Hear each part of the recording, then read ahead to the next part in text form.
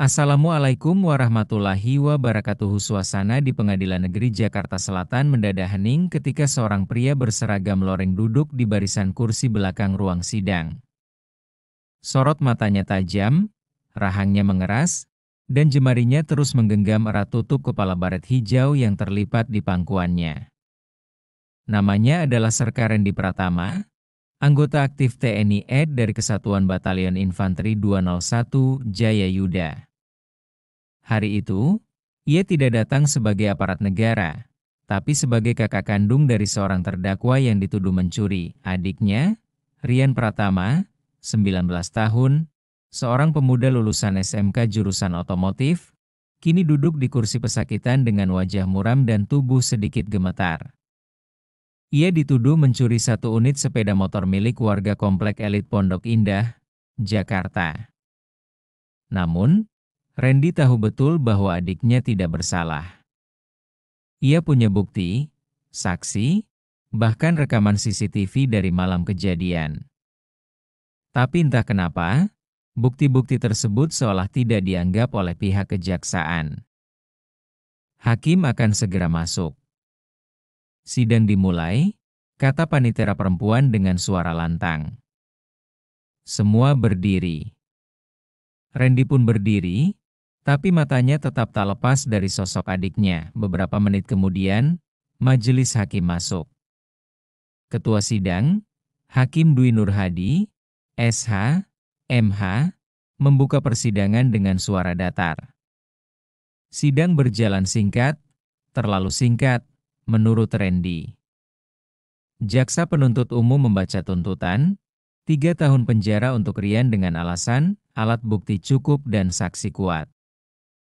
Tak ada pertimbangan pada bukti alibi yang sudah diserahkan oleh kuasa hukum keluarga, dan ketika hakim membacakan putusan, menjatuhkan hukuman pidana penjara selama 2 tahun 6 bulan kepada terdakwa Rian Pratama atas dakwaan pencurian sebagaimana pasal 362 KUHP.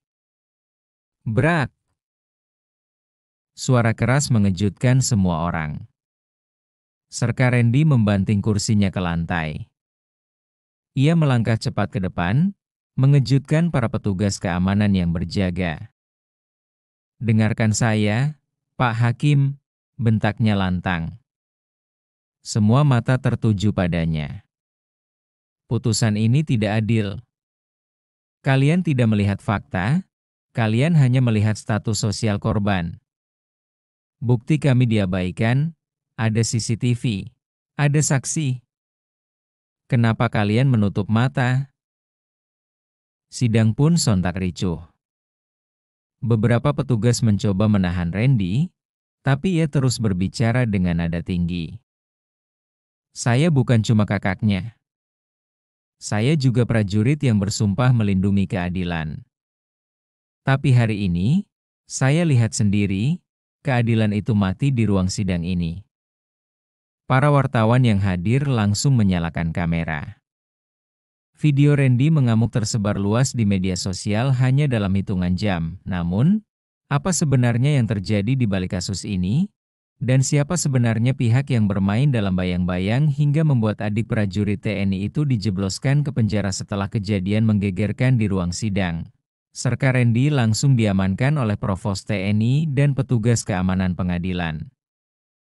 Namun, sebelum keluar dari ruangan, sorot matanya sempat bertemu dengan tatapan penuh luka dari adiknya, Rian. Pemuda itu digiring ke ruang tahanan sementara.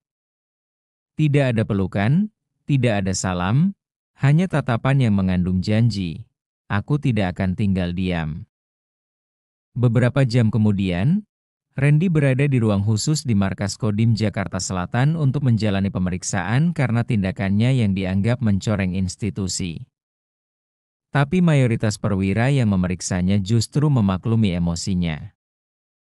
"Saya hanya ingin adik saya diperlakukan adil, Pak," kata Rendi saat ditanyai oleh atasannya, Letkol Hartono. Letkol Hartono memandangnya dalam-dalam.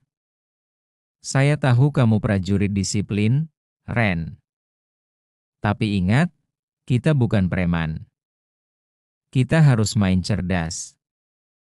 Kalau kamu yakin adikmu dijebak, maka kumpulkan bukti kuat. Saya akan bantu diam-diam. Malamnya, di kamar kontrakannya yang sederhana di Lenteng Agung, Randy membuka kembali folder USB berisi rekaman CCTV yang pernah ia temukan. Di dalam rekaman itu, terlihat seorang pria lain yang mengambil motor milik korban. Pria itu memakai jaket mirip milik Ryan, tapi tinggi badannya beda, dan gerak-geriknya mencurigakan. Anehnya, ketika bukti ini diberikan ke penyidik, mereka bilang rekaman rusak dan tidak relevan. Randy tahu itu alasan yang dibuat-buat. Dia pun mulai menyelidiki siapa pemilik rumah tempat motor hilang itu. Ternyata korban adalah Haji Bahtiar, seorang pengusaha kaya yang punya kedekatan dengan beberapa oknum aparat. Tak berhenti di situ. Randy menghubungi saksi kunci, seorang satpam komplek bernama Pak Tarjo, yang semula bersedia bersaksi bahwa malam itu Ryan tidak ada di TKP, tapi mendadak membatalkan diri menjelang persidangan. Ketika Randy datang ke rumahnya, istri Pak Tarjo hanya berkata pelan, "Suami saya sekarang trauma, Pak. Ada yang datang malam-malam, ancam anak kami. Kami takut." Ancaman, intimidasi, bukti yang dihilangkan. Saksi yang bungkam, Randy kini sadar, ini bukan sekadar kesalahan hukum. Ini adalah permainan besar yang melibatkan orang berkuasa. Dan satu-satunya cara untuk membuktikan kebenaran adalah dengan turun ke lapangan sendiri. Maafkan abangmu, Ian. Kita akan lawan mereka. Dengan cara kita. 3 hari setelah sidang putusan, Serka Randy sudah tidak lagi tampil sebagai prajurit TNI aktif di publik. Ia ambil cuti dinas untuk waktu yang tidak ditentukan, izin pribadi yang disetujui langsung oleh Letkol Hartono. Atasannya yang diam-diam memberi restu untuk penyelidikan pribadi ini. Randy mulai bergerak tanpa seragam, tanpa pangkat, hanya dengan satu tujuan, membongkar permainan kotor yang menjebak adiknya.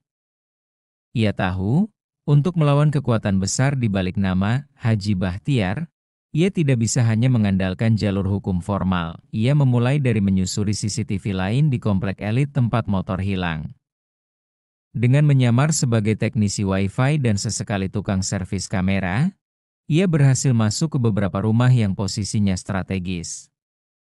Dari salah satu rumah, ia mendapatkan rekaman dari sudut lain, dan kali ini lebih jelas, terekam sosok pria berhelm putih yang mencuri motor. Bukan Ryan. Tinggi badannya jelas lebih besar, dan ada tato di leher kirinya. Tapi anehnya, wajah pelaku tidak pernah terlihat jelas. Seolah-olah dia tahu betul di mana titik-titik CCTV berada dan bagaimana menghindarinya. Randy menyimpulkan pelaku bukan maling biasa. Ini kerjaan orang dalam malamnya. Ia mendatangi kembali rumah Pak Tarjo, satpam komplek yang dulu bersedia jadi saksi. Kali ini, Randy datang dengan membawa rekaman baru dan secari kertas. Istri Pak Tarjo gemetar membukakan pintu, tapi berubah lega saat tahu Randy tidak membawa tekanan apapun. "Pak Tarjo nggak bisa terus diam," ujar Randy lembut. "Kalau Bapak takut karena anak, saya bisa bantu. Saya punya kawan di Pusintel. Bisa amankan keluarga sementara." Pak Tarjo akhirnya bicara. Ia mengaku bahwa malam kejadian, Ryan memang tidak pernah lewat gerbang depan. Tapi ia diminta bungkam oleh seseorang dari dalam kelompok keamanan internal komplek, yang disebut-sebut dekat dengan ajudan pribadi Haji Bahtiar. Lebih mengejutkan lagi, Pak Tarjo berbisik pelan, pelaku pencurian itu bukan orang luar, Pak. Dia bagian dari orang dalam rumah Haji itu sendiri.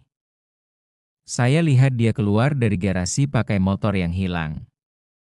Tapi waktu saya tanya, katanya itu motor lama mau dibuang. Boom, Randy langsung mengerti. Motor itu disengaja hilang untuk menjebak seseorang.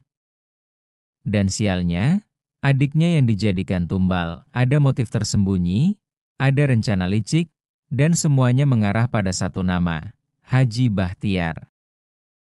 Kalau benar seperti itu, bisik Randy dalam hati, aku akan balas bukan dengan emosi, tapi dengan data dan strategi.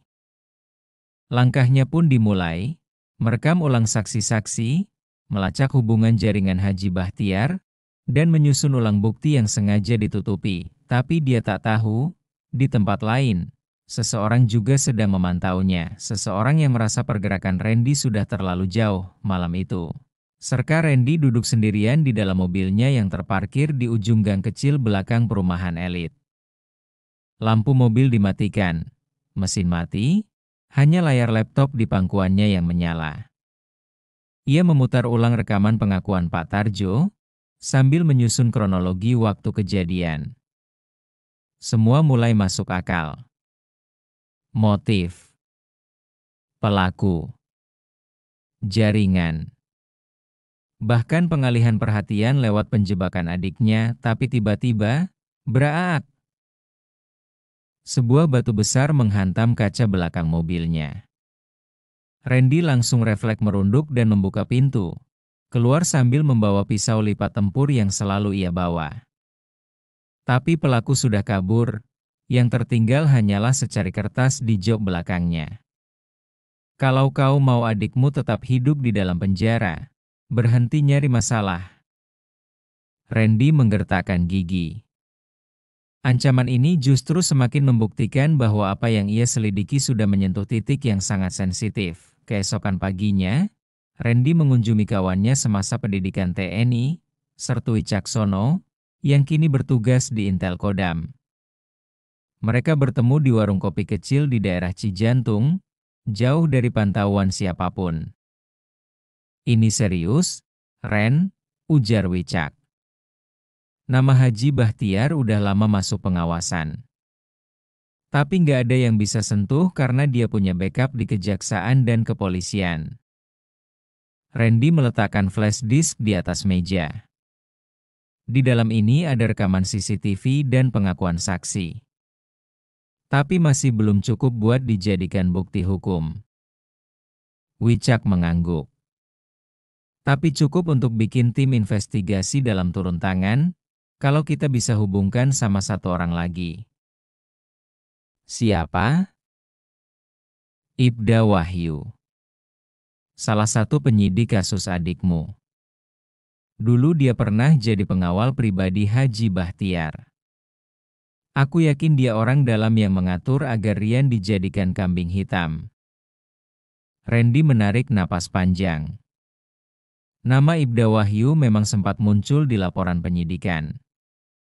Tapi tak ada yang ganjil, sampai sekarang. Berarti aku harus hadapi aparat sendiri? Tanya Randy serius. Kalau kau mau bersih, iya. Tapi kita bantu dari bayangan.